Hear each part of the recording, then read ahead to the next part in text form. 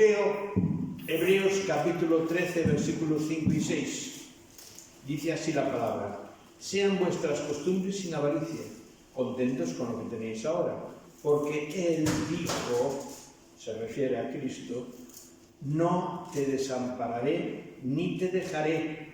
De manera que podemos decir confiadamente, el Señor es mi ayudador, no temeré lo que me pueda hacer el hombre.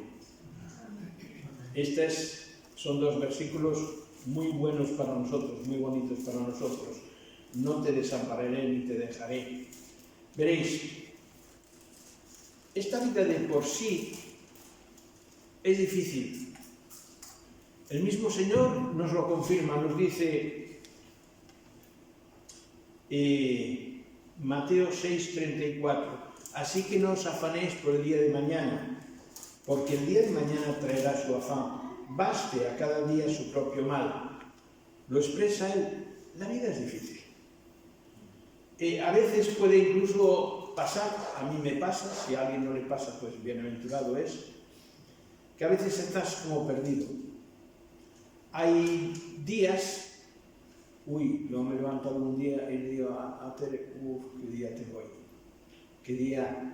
con qué día amanezco, digámoslo así. Hay días así, a veces pues hay miedos, hay culpas, a veces incluso podemos llegar a tener dudas de todo, incluido Dios, dudamos de todo. Son esos días malos. La vida es difícil, tenemos problemas, preocupaciones, y una cosa sí es interesante y es buena para nosotros. Para Dios no hay oscuridad. Dios no está en la oscuridad. Él está a tu lado. Él prometió que estaría con nosotros. Cristo mismo dice que estará ¿hasta cuándo? Que está con nosotros. Hasta el final de los tiempos. Entonces, la misericordia de Dios podemos decir que está con nosotros. Así que esto es un ánimo para esos días malos que tenemos a veces, hay que reconocerlo. Os voy a leer una anécdota que a mí me encantó. En su día cuando la leí me gustó muchísimo, me encontré reflejado en lo que decía el autor. Es una anécdota del pan diario y se titulaba, según el autor, Ayuda en la oscuridad. Relata él: nuestra vieja perra duerme acurrucada al pie de la cama, su lugar desde hace 13 años. Normalmente no se mueve ni hace ruido, pero últimamente nos toca con la pata en medio de la noche. Al principio pensábamos que quería salir y tratábamos de tranquilizarla. Sin embargo, después nos dimos cuenta de que ella quería saber si estábamos allí. Porque, dice el autor, como está ciega y oye poco, no puede ver en la oscuridad ni escuchar si respiramos. Entonces se inquieta y busca seguridad. Yo estiro el brazo y le acaricio la cabeza para mostrarle que estoy, y es lo único que necesita. A continuación da un par de vueltas y se duerme otra vez. ¿Os recuerda algo esto?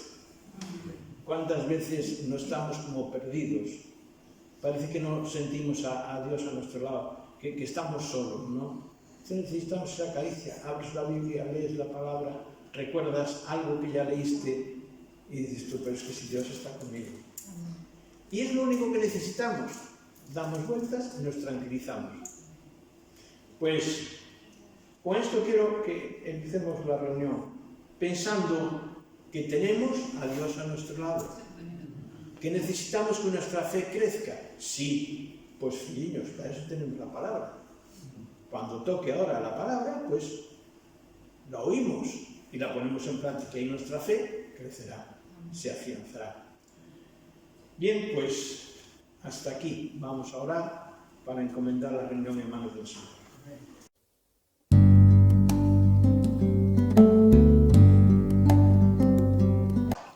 Bueno, buenos días.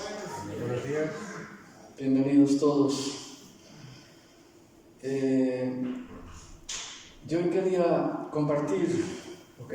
compartir un pasaje de la vida de Jacob, Y quiero titularlo Un hombre que creía que estaba solo ante el peligro. Un hombre que creía que estaba solo ante el peligro. Y no sé si, yo creo que todos conocemos la historia de Jacob un poco, ¿no? Y sabemos que él estuvo con su tío Labán, estuvo porque tuvo que huir de su hermano Esaú, lo había engañado, le había quitado el derecho a ser el primogénito, y entonces tiene que pasarse 20 años en la vida, o en la compañía, llamémosle así, de su tío Labán, que estaba constantemente engañándole. Qué curioso, ¿no? Un engañador, como era Jacob, de repente, 20 años engañando. Es una lección de vida esa, ¿eh? Es una lección de vida. Y a veces, como decíamos el otro día, el Señor permite que vivamos cosas de las que acusamos a otros, o vivamos cosas que nosotros mismos, de las que pecamos, de las que pecamos. Y Dios pues nos da una lección, ¿verdad?, a través de esas cosas, como las que vivió Jacob con su tío Labán.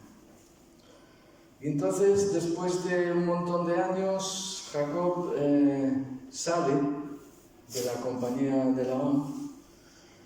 Además, Dios mismo le dijo esto, como veremos a continuación. Pero en el camino hacia su casa tiene que encontrarse con su hermano Esaú, que había jurado matarle, que no es nada, no es poco. Bueno, pues el Señor le dice, está en casa de Labán, y le dice, vamos a situarnos allí, y el Señor le dice a Jacob que salga de la tierra de su tío Labán, que le había estado oprimiendo y engañando durante 20 años. Leemos en Génesis 31, aunque nos vamos a centrar en Génesis 32, pero en Génesis 31, versículos 11 y 13, dice Jacob: y me dijo el ángel de Dios en sueños, Jacob, y yo dije, heme aquí. Yo soy el Dios de Betel, donde tú ungiste la piedra y donde me hiciste un voto. Levántate ahora y sal de esta tierra y vuélvete a la tierra de tu nacimiento. Fijaos, Dios mismo le dice, levántate ahora y sal de esta tierra de tu tío Labán y vuélvete a la tierra de tu nacimiento. Qué potente, imaginaos que a nosotros Dios, hay personas que tienen experiencias, ¿verdad?, con Dios, y imaginaos que de repente oyes una voz que te dice, levántate ahora y sal de esta tierra. El ángel de Dios en sueños, ¿no? Y le dice, levántate ahora y sal de esta tierra y vuélvete a la tierra de tu nacimiento. Pero, como dijimos antes, tiene que atravesar el lugar donde se encuentra su hermano Esaú. Ay, amigo de la voz de Vigo. Menuda, Alguien que sabes, o tienes la sospecha de que te va a matar. Habían pasado ya 20 años, pero no sabía, Entonces Jacob le envía a Esaú un mensaje y le dice, en Génesis capítulo 32, versículo 3 al 6, dice, vamos a ir leyendo fragmentos de Génesis 32, porque es bastante largo, entonces vamos por tramos, ¿vale? Para que a ver si nos centramos, o espero que pueda yo ayudaros a centraros en el pasaje. Dice, y envió Jacob mensajeros delante de sí a Esaú su hermano, a la tierra de Seir, campo de Edom. Sabéis que Esaú después fue llamado Edom. Los edomitas enemigos del pueblo de Dios, enemigos de Israel, eran descendientes de Esaú. Y les mandó diciendo: así diréis a mi señor Esaú, dice Jacob, así dice tu siervo Jacob, con Labán he morado y me he detenido hasta ahora. Y tengo vacas, asnos, ovejas y siervos y siervas, y envío a decirlo a mi señor para hallar gracia en tus ojos. Y los mensajeros volvieron a Jacob diciendo: vinimos a tu hermano Esaú, y él también viene a recibirte, y 400 hombres con él, amigo.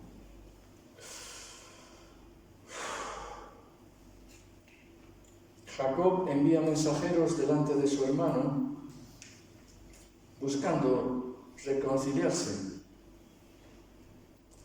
Si vemos la vida de Esaú, vemos que era una vida de desobediencia.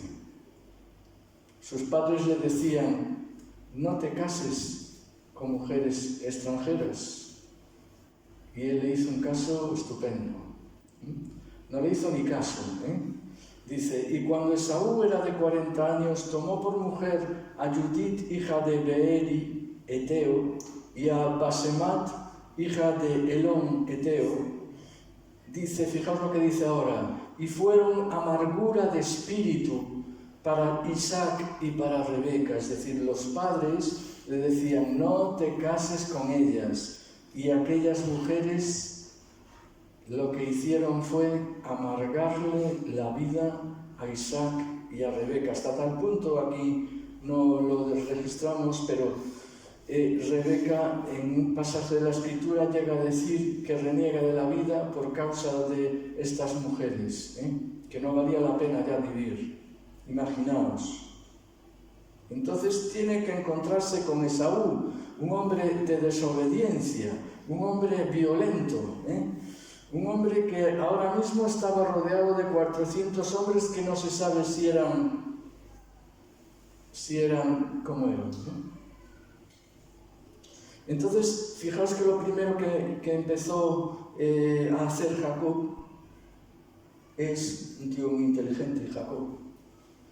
Empezó a humillarse y envía mensaje a Esaú y le dice: tu siervo Jacob, para que se tenga bien claro que no vengo a ti a robarte otra vez ni a hacerte daño. Vengo a ti en son de paz. Empezó por humillarse. Y nosotros, cuando queremos que alguien se reconcilie con nosotros, deberíamos hacer igual. Empezar humillándonos. Es una palabra muy fea hoy en día, es una palabra que no es políticamente correcta, humillarse. No, hombre, tú si te dan, da otra torta, mejor. Pero él se humilló, siguió el consejo de Dios y le dijo a su hermano: tengo vacas, asnos, ovejas y siervos y siervas, es decir, me he enriquecido. Pero aquí Jacob no se está jactando. Quiere que su hermano sepa que es un hombre rico, que no ha venido a cogerle, a robarle nada a su hermano porque ya no tiene ninguna necesidad, pero tampoco jactándose. Además, ante Esaú no tenía por qué jactarse. Esaú había prosperado. Su casamiento con aquellas mujeres ismaelitas lo que le había hecho era prosperar económicamente hasta tal punto que ahora era una especie de príncipe. Era como un cacique, un príncipe, con todo lo que con ello conlleva. Entonces vemos a Jacob poniendo por en medio este regalo, o esta intención, y Jacob era un tipo, como dije antes, perdón por la palabra tipo, era un hombre muy inteligente, estaba muy acostumbrado a las estrategias. La Biblia lo describe como un hombre quedo o quieto, mientras que describe a Esaú como un hombre cazador, un hombre de acción. Cuán diferentes pueden ser los hermanos, ¿verdad? Y crecieron los niños, dice en Génesis 25, 27, versículo 27. Y crecieron los niños y Esaú fue diestro en la caza, hombre del campo, es decir, un hombre de acción. Pero Jacob era un varón quieto que habitaba en tiendas.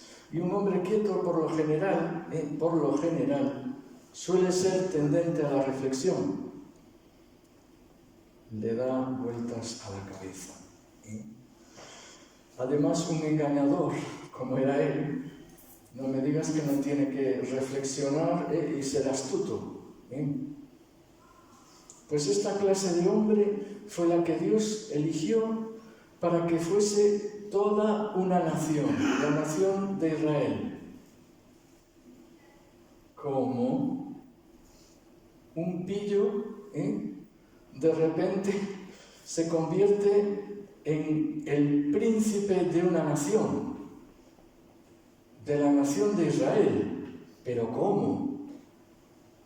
Fijaos la gracia de Dios, la gracia de Dios, el perdón inmerecido.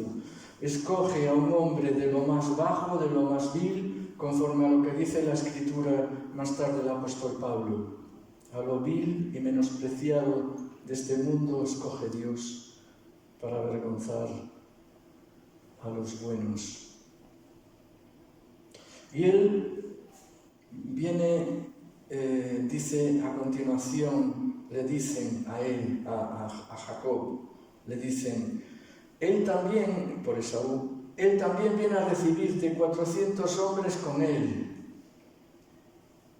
Qué mensaje más inquietante, ¿no? A ti te dicen de alguien que le has herido, le has hecho daño, que viene a ti, acompañado por unas personas que le rodean, no sabes si van a ser matones o qué. ¿Qué pensaríamos nosotros? Yo pensaría lo primero, ¿no? Que el matón, que vienen a por mí, y que me van a machacar. Perdonad la expresión, lo de machacar. Seguramente eran 400 hombres preparados para la guerra, era todo un ejército. 400 hombres se dice pronto. En algunos colegios son 300 y vemos un montón de niños. Imaginaos 400, es bastante más, ¿no? Y hombres fornidos además.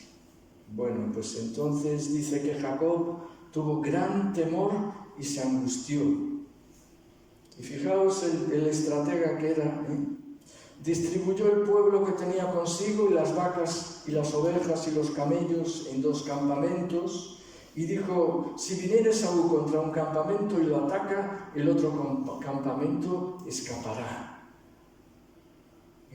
Era un hombre de planes, un hombre de arreglos, un hombre de considerable, digamos, habilidad, que algunas personas, bueno, pues pueden llamar prudencia, ¿no?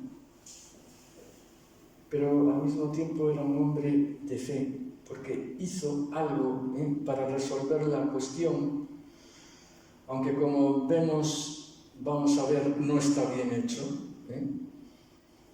pero hizo algo para ir adelante, no se tiró para atrás.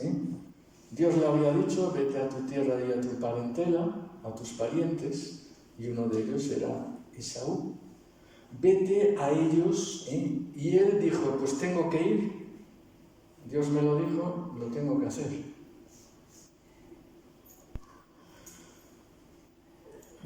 Quizá la prudencia de Jacob no fue acertada. Dice, tuvo gran temor, se angustió, lógico, desde el punto de vista humano, lógico. ¿Quién no tiene temor ante una noticia semejante? Pero cuando fue Labán, cuando él salió de la tierra de Labán le persiguió. y quería darle, hablando en términos coloquiales, le quería zurrar, Pero Dios se le aparece a Labán en sueños y le dice, no hables con él desmesuradamente, es decir, cuidado, Labán, con lo que vas a hacer. Pero aún así le echa una bronca de miedo y entonces Jacob, como sabía que estaba en lo correcto, le hace frente, y Jacob pues libra la cuestión, convence a Labán y sigue su camino, pero ahora el siguiente obstáculo es su hermano Esaú. ¿Por qué digo esto? Bueno, pues porque Jacob en aquel momento sabía que Labán había hecho mal y estaba muy seguro, pero con su hermano era diferente, por eso tuvo tanta angustia y temor, porque él había cometido un grave error y la conciencia le decía, tú no has hecho bien. Y aquello seguramente lo tenía clavado en su cabeza. Entonces, por eso hay veces en que también en nuestra vida espiritual de cristianos cometemos pecados, cometemos errores. No hay hombre que no peque, ¿verdad? Como alguien me compartía esta mañana. No hay hombre que no peque. Pero él había cometido un error muy fuerte, ¿no? Había engañado a su hermano, le había robado el derecho a ser el primogénito. Por eso Jacob tenía tanto temor. Pero, ¿por qué decimos que hizo mal? Bueno, pues porque Jacob debía confiar en que Dios lo protegería. Se había olvidado de que los 2 versículos primeros del capítulo 32 de Génesis nos hablan de Mahanaim, lo que compartimos el otro día, ¿no? Mahanaim, campo de ángeles, campamento de ángeles. Se le presentaron 2 campamentos de ángeles para fortalecerle como a Jesús salvando las distancias, por supuesto, como a Jesús cuando iba a la cruz. Tenía que enfrentar un obstáculo muy fuerte y entonces Dios le mandó ángeles. Y con Jacob hizo lo mismo, pero él se olvidó. Por eso su miedo no es correcto, porque su temor fue infundado, como se verá después, ¿no? Tuvo una gran liberación. Su miedo no está bien, porque precisamente le habían visitado esos 2 campos de ángeles, ¿no? Y un campamento de ángeles, cuando la Biblia habla de ángeles, no habla de 2 o 3. En algunos casos sí, por ejemplo la visita que tuvo Abraham, ¿no? Eran 2 o 3 ángeles, pero en este caso era un campamento, un montón de ángeles, que tú si los ves dices, ya me siento seguro. El miedo de Jacob no estaba bien también porque seguramente la conciencia le decía que había cometido un pecado importante. Y distribuyó el pueblo. Yo no sé, veo aquí una actitud muy egoísta, ¿no? O sea, prefiere que otros mueran por salvarse él. 2 campamentos delante de él. A ver, Jacob, hombre. Jacob, el suplantador, el engañador, sigue siendo un desconfiado. Dios le había hecho su promesa, pero como dice el proverbio, cree el ladrón que todos son de su condición. Jacob está acostumbrado a pensar que todos los que vienen a él vienen para engañarle. Y así sucedió con su tío Labán, su tío y suegro a la vez. Constantemente le estaba engañando, ¿no? Y es lógico desde el punto de vista humano, no desde el punto de vista de la fe. Desde el punto de vista humano era que pensase que su hermano venía con la intención de matarle y que podría vengarse. Y es duro, pues, reconciliarse con alguien así, ¿no? Yo no sé vosotros, pero a mí me resultaría bastante difícil, ¿no? Tenemos que superar nosotros también pensamientos adversos, pensamientos negativos que nos vienen diciendo cosas negativas, nuestros propios sentimientos, lo que puede pensar la otra persona, son obstáculos serios. Y en este caso Jacob usó la sabiduría del hombre, pero debería haber confiado en que Dios le había prometido.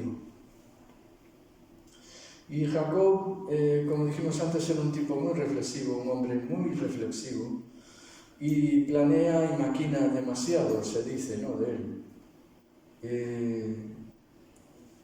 Y bueno, pues esto fue lo que sucedió.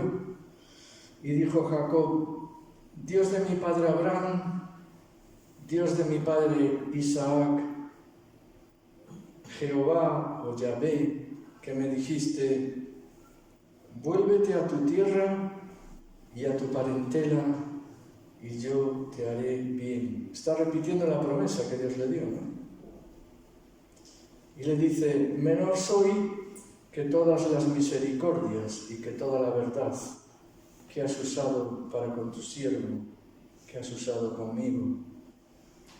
Pues con mi cayado pasé este Jordán, este río, y ahora estoy sobre 2 campamentos. Se había olvidado de los otros campamentos, Ahora solo veía los 2 campamentos, que estaban delante de él para protegerse de su hermano.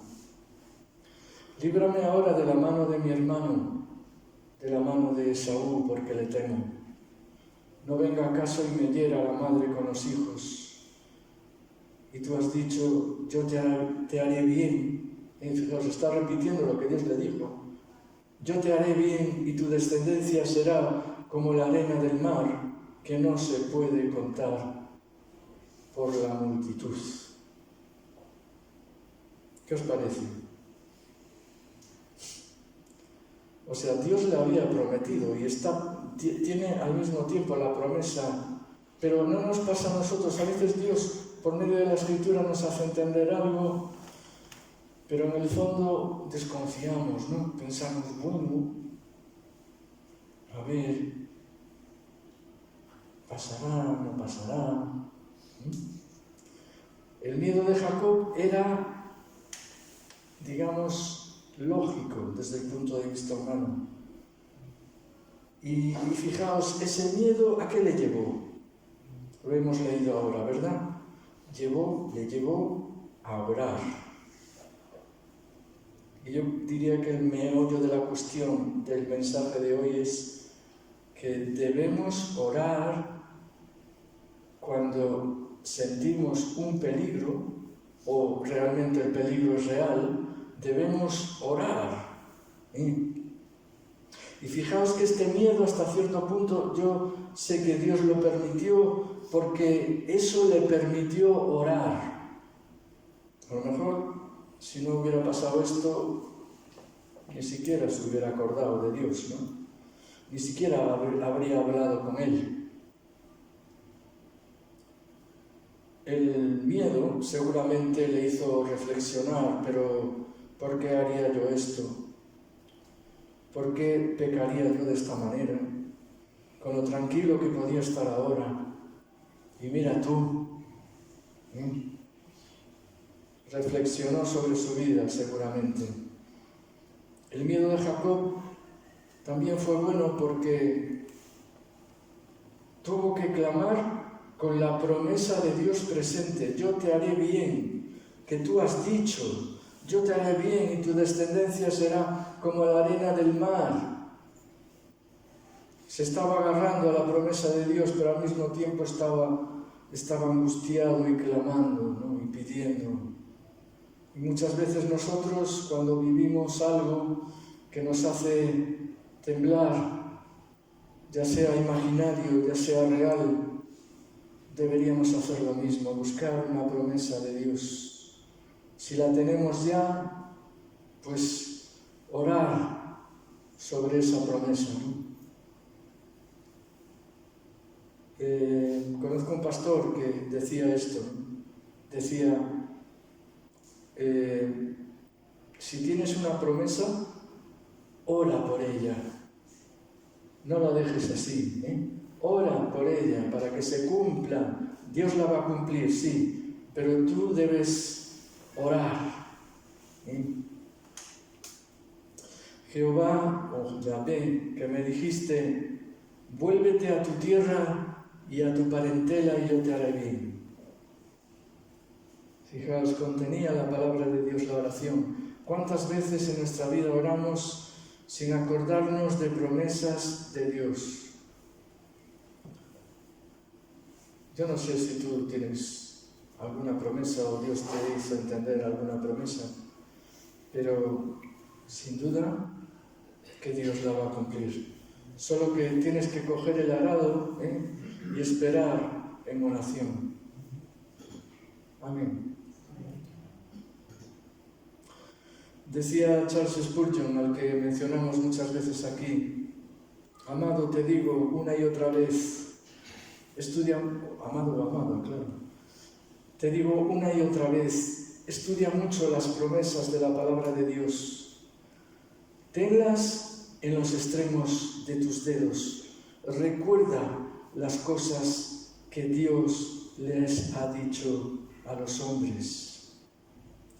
¿Y cuándo se las ha dicho?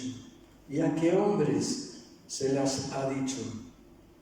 Y descubre por este medio hasta qué punto te las ha dicho a ti. A veces somos literales y le decimos, no, eso se lo dijo a Jacob.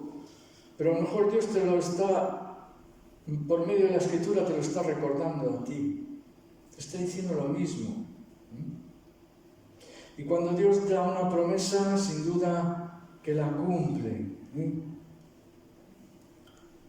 Decía este mismo Charles Spurgeon, el príncipe llamado príncipe de los predicadores, decía, cada promesa es una gran fuerza dada al hombre que tiene fe. Cada promesa es una gran fuerza dada al hombre que tiene fe. Y continúa Jacob diciendo, menor soy que todas las misericordias. Fijaos, en cierta forma esto lleva dentro una acción de gracias. Menor soy que todas las misericordias que has tenido para conmigo durante todo este tiempo.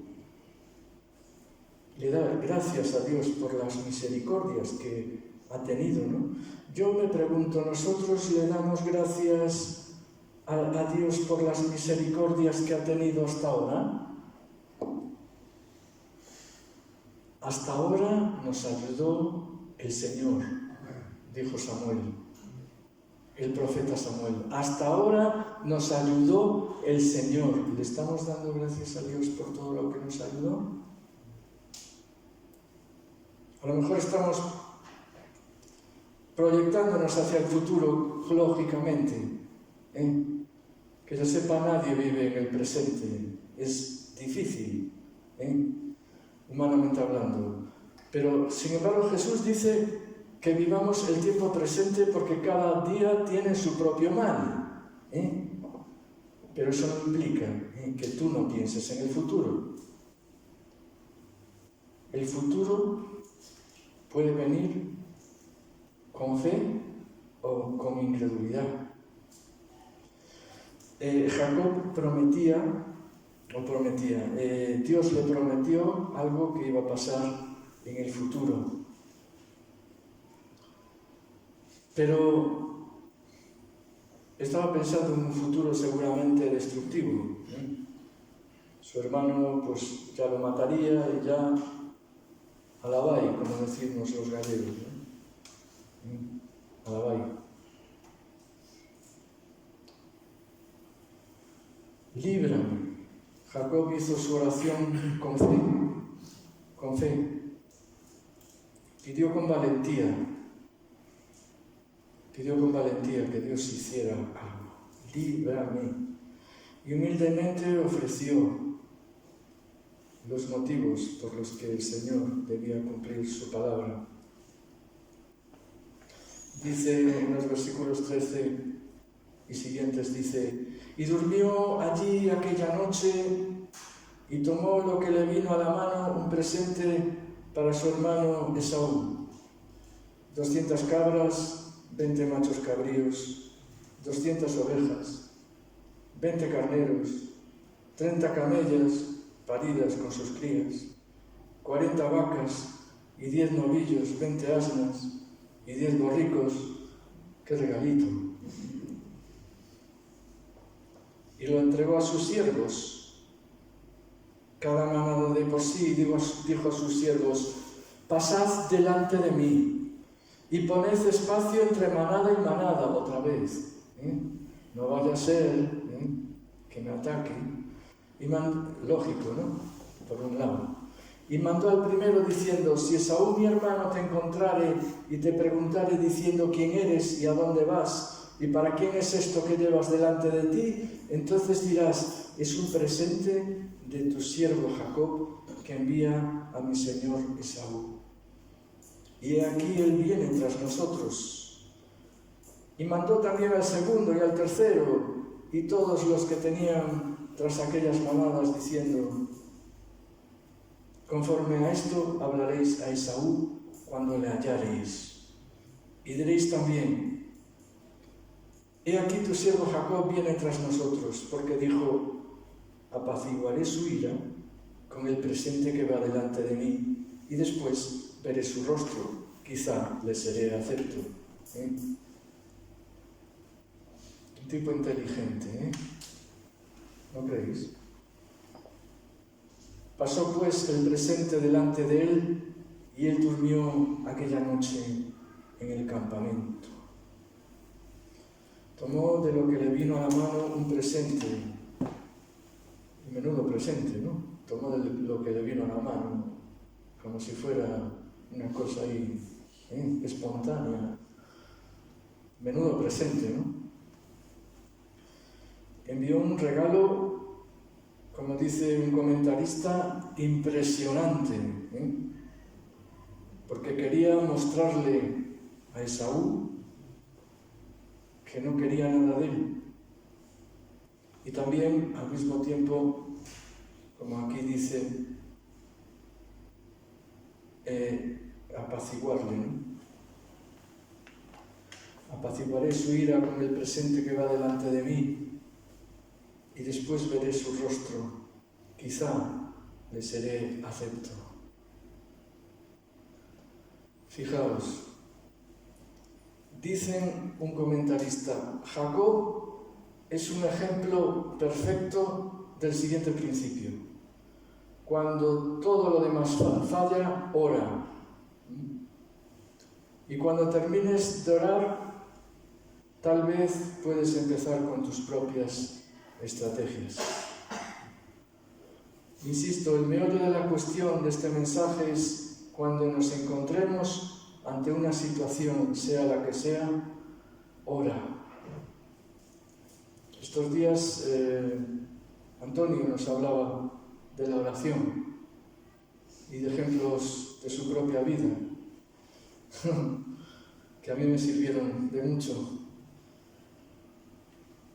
Ora. ¿Estás haciéndolo?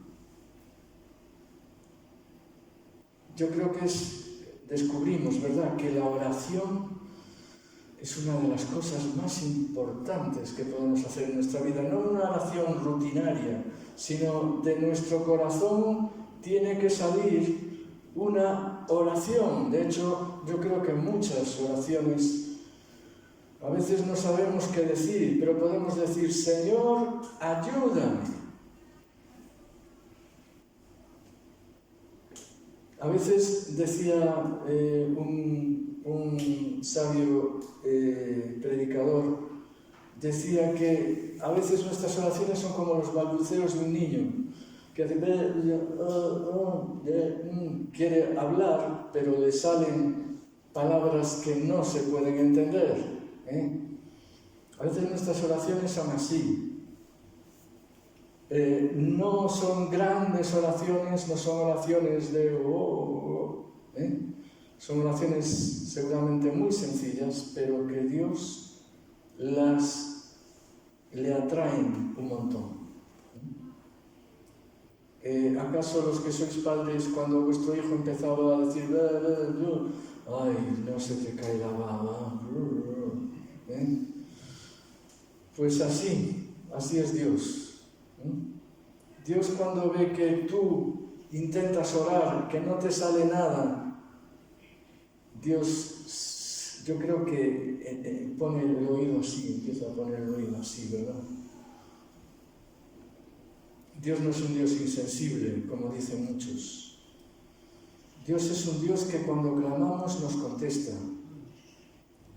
¿Acaso no os ha contestado nunca una oración? Yo creo que sí. Estoy convencido de que todos podríais levantar la mano. Dios nos quiere. Amén. Y Dios está por ti.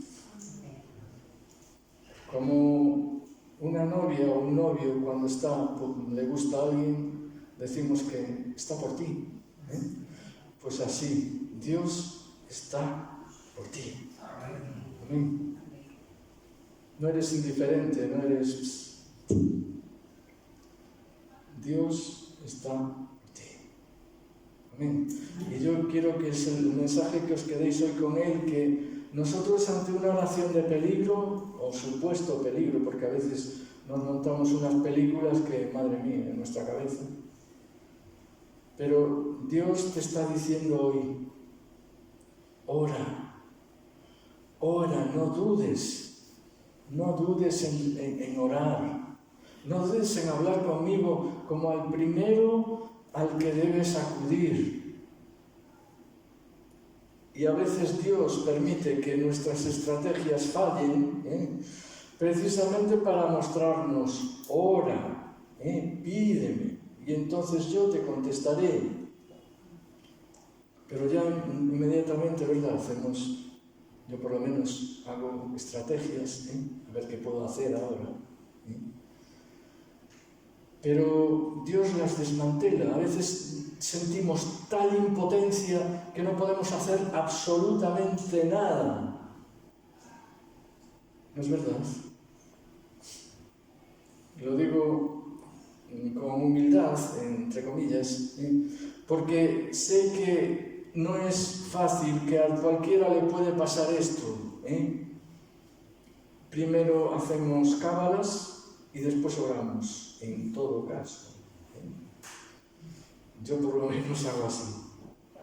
Pero Dios nos dice: ora, ora, ora, ante todo, ora. En el nombre de Jesús.